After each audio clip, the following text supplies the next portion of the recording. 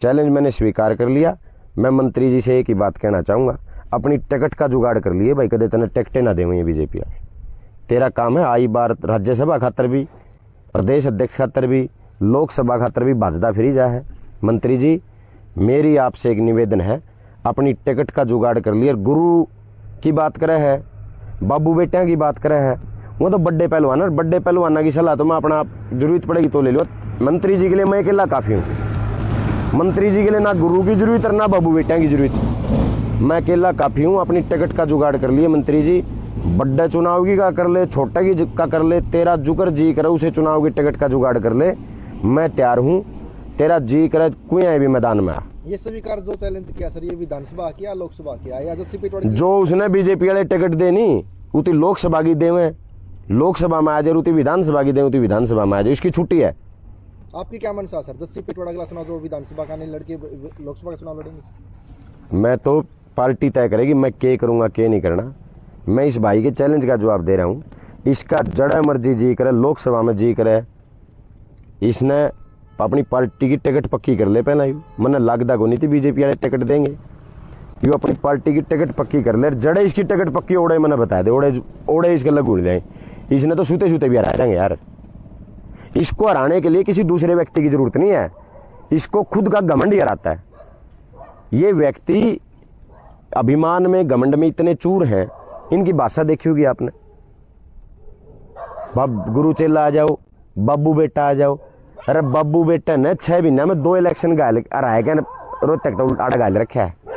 अरे जिस बाबू बेटे की आप बात करें वो बाबू बेटा 11 चुनाव पिछले 20 साल में जीत रहे हैं। इन्होंने 6 चुनाव लड़े मंत्री जी ने, 6 चुनाव में 5 तो ये बड़े मार्जिन से आ रहे हैं। अरे लोकतंत्र में जनता की आवाज सबसे बड़ी आवाज होती है। जोन सा एक जीता है, जोन सा एक चुनाव ये जीते हैं, उस एक चुनाव में लोग नुके हिमलेती सेटिंग करके जीत्या, रोल करके जीत्या है। तो 6 चुनाव में से 5 चुनाव हारने वाला व्यक्ति किसको चैलेंज दे रहा है? जो व्यक्ति 6 बार तो विधानसभा पहुंच चुका है, एक व्यक्ति 5 बार लोकसभा चुनाव जीत चुका है, एक व्यक्ति जो 6 चुनाव जीत गया, 4 लोकसभा के और 2 विधानसभा की जीत गया, उनको ये व्यक्ति चुनाव दे रहे हैं। तो ये घमंड की, अहंकार की पराकाष्ठा है। उनती चैलेंज देने की जरूरत नहीं है। मैं बैठे हूँ आड़ा चैलेंज के लिए, मंत्री जी के चैलेंज के लिए। अपनी टिकट का जुगाड़ कर ले, चक्कीतियां तय कर ले। मंत्री जी की खुली छुट्टी है और चैलेंज मैं देता हूं भाई। आज चैलेंज 4 साल बच रहे हैं भाई। अगर मंत्री जी दम है तो 4 साल मेरा गला आड़ा हल्का मिला, 7 दिन आड़ा हल्का मिला मेरा गला। लोगों ने वोट देने की मशीन समझे हैं। आओ दम है तो यहां 7 दिन मैं भी लाऊंगा और मंत्री जी भी लाओ। ये है चैलेंज, तो ताकि लोगों का किमें भला उसका।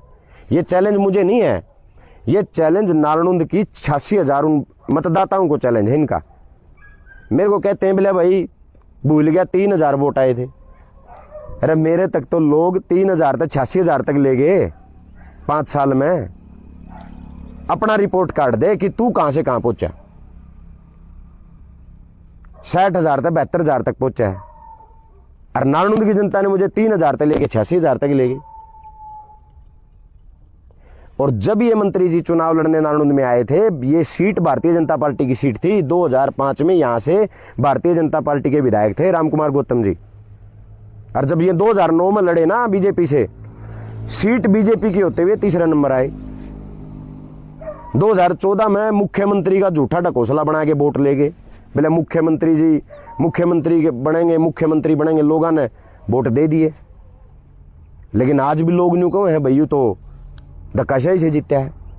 2019 में 75 पार का नारा था बीजेपी का, फिर हार गए। इस बार पूरे प्रयास करेगी। जस्सी पेटवाड़ को टिकट ना मिले, दिल्ली में खूब लॉबिंग करी इसने, लेकिन इस बार फिर हार गए। तो 4 चुनाव में तो 3 तो नारनौंदे हार रहे हैं।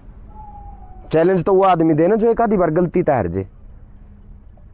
अरे जो आदमी 6 में से 5 चुनाव बड़ी बुरी तरीके से हारा हो, वो आदमी भी चैलेंज देता है। तो मैं ना तो इस चैलेंज का कोई अर्थ समझता, बौखलाहट है उनकी। मैं तो ये कहूँगा इस बौखलाहट को, इस घमंड को छोड़ो और इस नारायण, आपकी 11 साल से सेंटर में प्रदेश में सरकार है, आप अपना यहाँ योगदान देने का काम करो। विकास कराया कि नहीं कराया, एक और बात कहूँ भाई, गंद खिंडा रखा है बोले गुरु चेलन तरके बोले फोन कान का ला ले। फोन तो भाई जिसके द्वारा लोग आऊँगे, ये लोग बैठे हैं, ये मेरे पास फ़ोन करवाने के लिए बैठे हैं, तो फ़ोन तो करने पड़ेंगे। ये आप किसी ने मंत्री जी मिलो तो आते नहीं, आपकी कोठियां में बड़े बड़े मुंह है, कुत्ते बंध रहे हैं, तो ये बाप कहा हुआ कौन। और गंद खिंडाने की बात सुन लो भाई, चौधरी मित्र सेन जी इस इलाके के बेहद सामाजिक आदमी रहे हैं, बहुत बड़े आर्य समाजियों में नाम है चौधरी मित्र सेन जी का। और आर्य समाजी आदमी कदे दारू का हाथ नहीं लाया करता भाई। इस आदमी ने सब हल्का में, चुनाव का टाइम आता है, करोड़ों रुपये की दारू इस हल्का में बांट के लोगों को खराब करने का काम करता है। यू आदमी आर्य समाजी, यू कलंक है आर्य समाज के ऊपर भी। चौधरी मित्र सेन जी की विचारधारा के ऊपर कलंक है ये आदमी, जो अपना अपना आर्य समाजी कब है। और गंद की बात करता है। इलेक्शन में आज भी साक्षी है वो, चुनाव में 2024 में अपने गांव में जाके बैठ गया और एक डीएसपी की मदद से चुनाव को कैप्चर करने का काम किया, फर्जी वोटिंग करने का काम किया। और कांग्रेस के जो एजेंट थे, जिसमें कोई 50 साल का था, कोई 25 साल का था, कोई 40 साल का था, उनको बाहर फेंकवाने का काम किया, अपने गांव के गुंडों से पिटवाने का उनको काम किया। ये होता है गंद।